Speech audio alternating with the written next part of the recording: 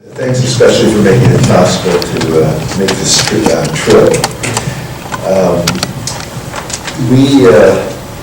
For a little background before I start discussing the conference itself, I'm on the committee here at Sustainable Rossmoor for EV charging, and I'm also on the committee, the GRF committee, which is called the Ad Hoc Technology Committee.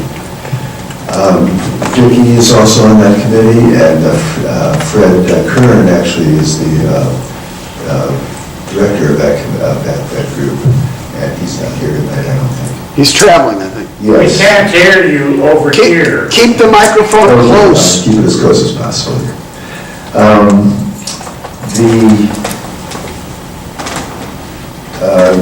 So what I wanted to discuss tonight was the ad hoc committee is a committee that GRF put together, and it's a technology committee. It has a number of members who are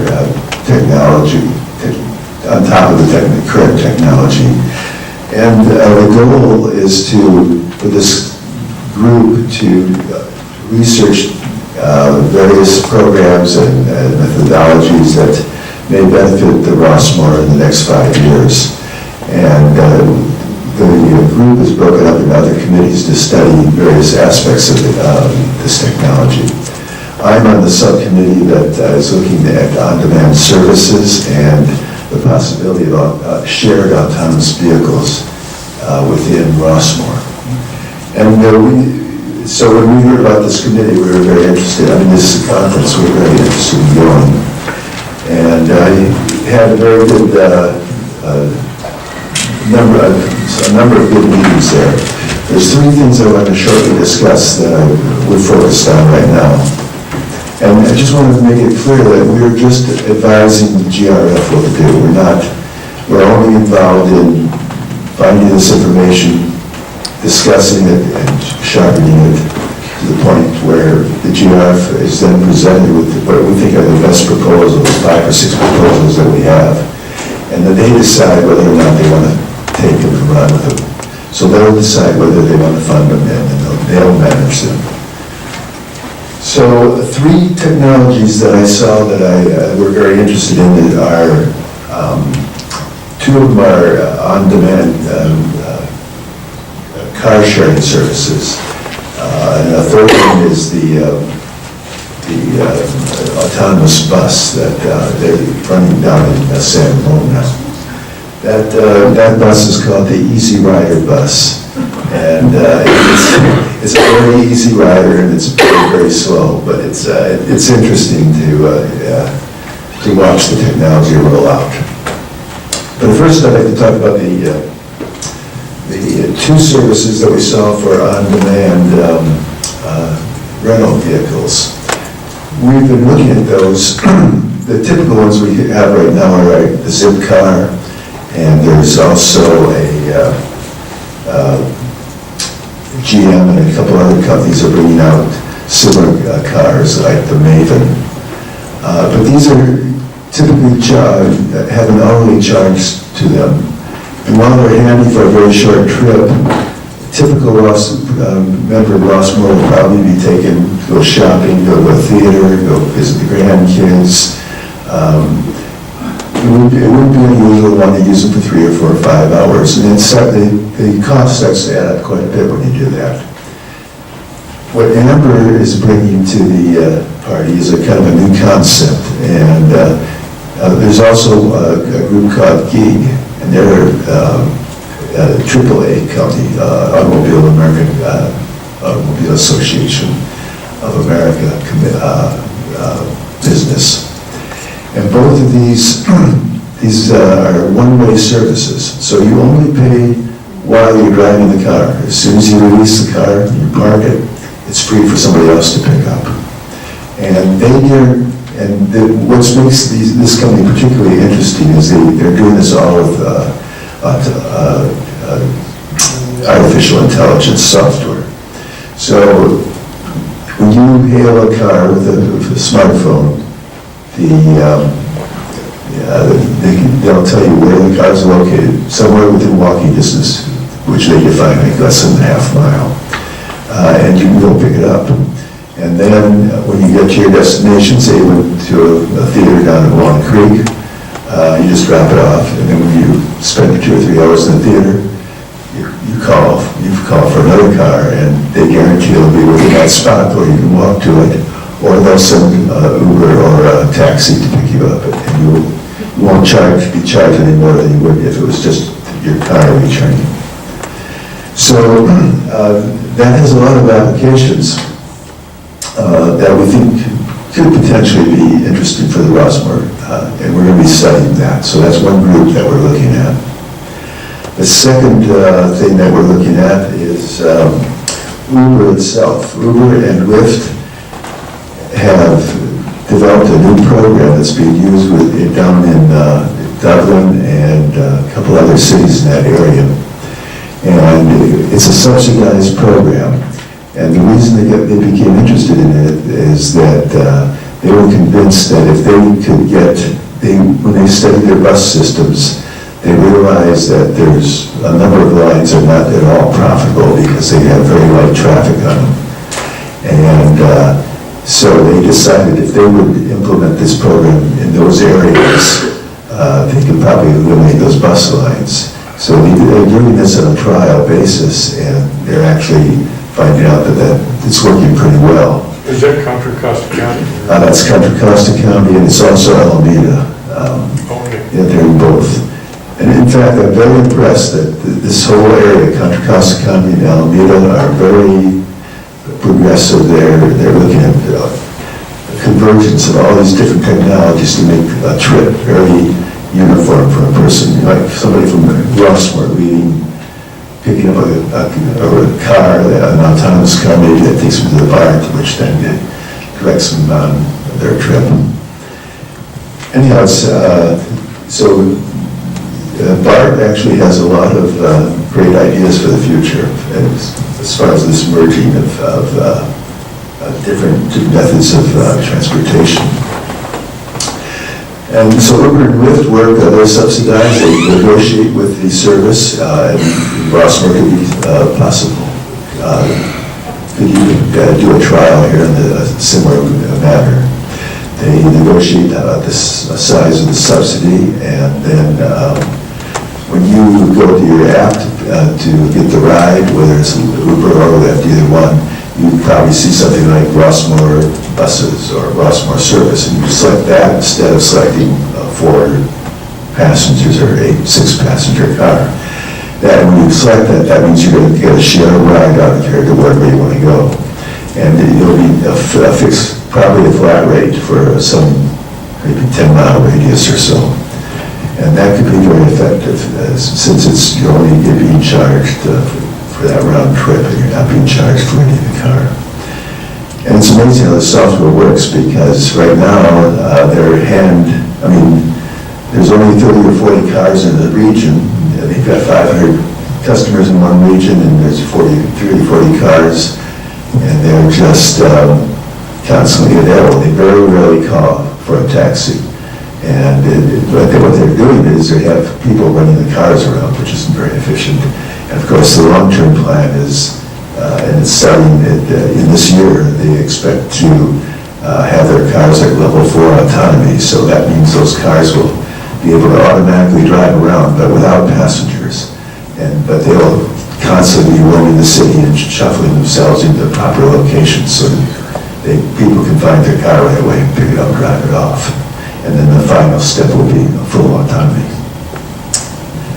The other thing that's interesting is the Easy Mile. The Easy Mile is this bus that we were talking about. That's being tested in San Ramon right now at the Bishop Ranch. And Bishop Ranch is an ultra-modern business park. It has restaurants. Now it's going to have a whole new shopping area.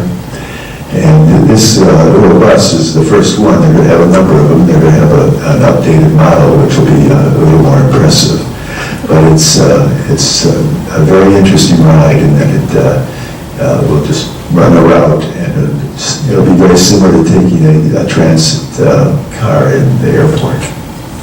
And So I've talked to a number of to people in all these companies, and a few of them are coming out to talk to us to see what they may be able to offer. And the interesting part is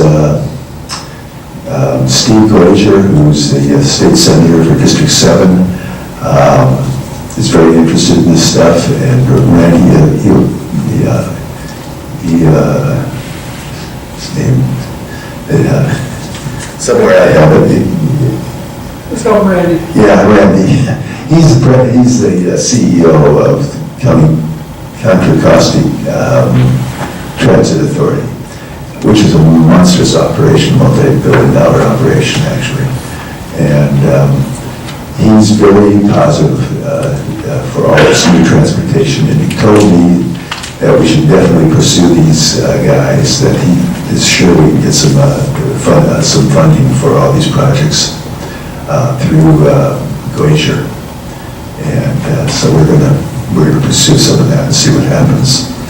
And that would be a potential trial for the autonomous bus to be running around Rossmoor, so we get some experience and find out how it fits people. And Randy was very positive about Rossmoor. He felt like this would be a feather in the cap of the CCTA because it's addressing itself to a high-density, older community.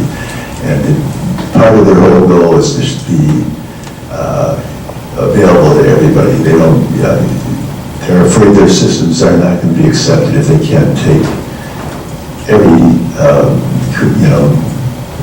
level of mobility passenger. So, questions? Yes. I'm not sure I really understand the difference between. Hold it up, though. Please put it up to your mouth. I understand It needs to be way close. the difference between the regular lift and the subsidized lift. Is it because you picked up more people on the same? Actually, the only difference is it's a shared ride. It's a So, shared ride.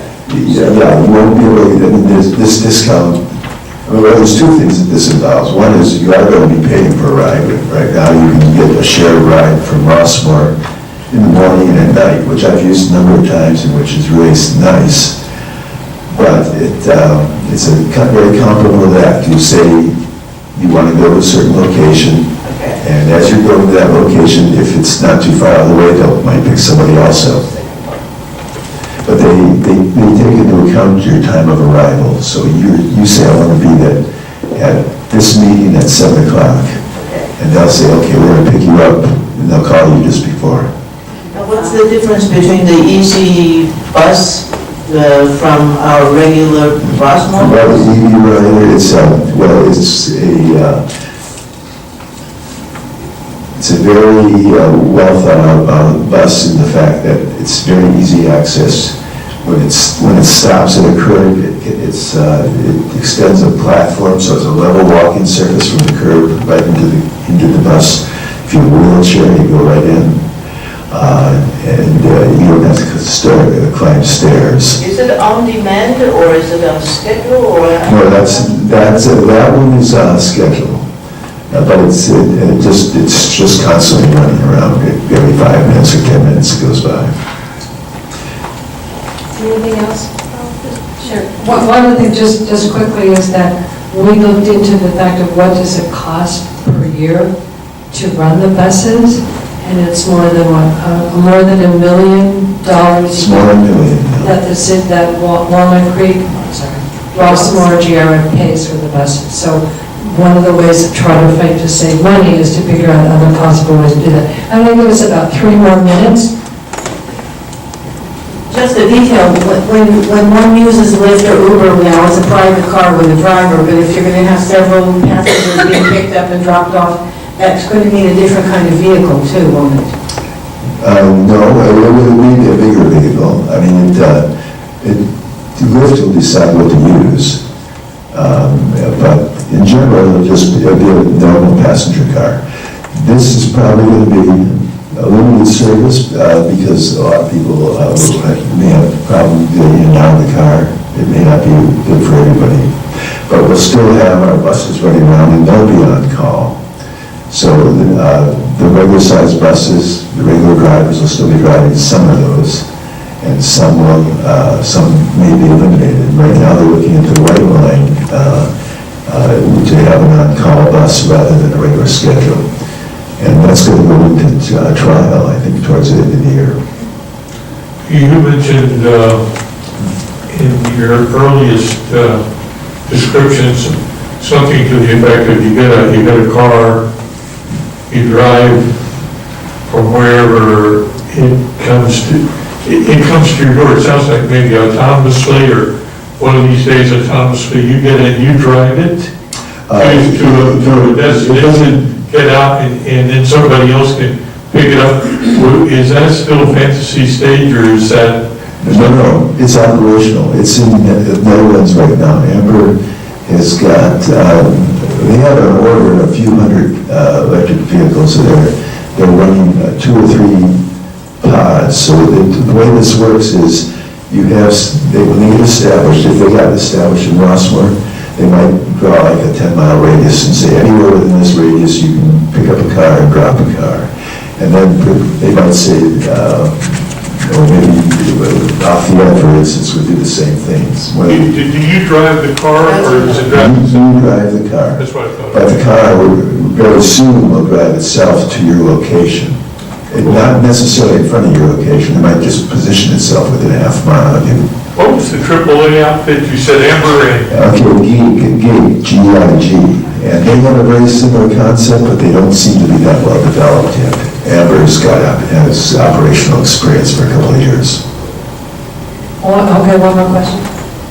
Are most of these options considering electric vehicles? I'm sorry? Are these going to be EVs? Yes, they are. Yeah, they are right now. It's only EVs, in fact. There'll be GM's Bolt in the U.S. I'm not talking just about that one option. All the options, all the different companies, are they all talking about electric vehicles? Yes, the autonomous buses are electric also. Yeah, I think only people, if they're not using electric, it's what they expect to do in the future. In a couple of situations, they are still using ICE buses and things to experiment with.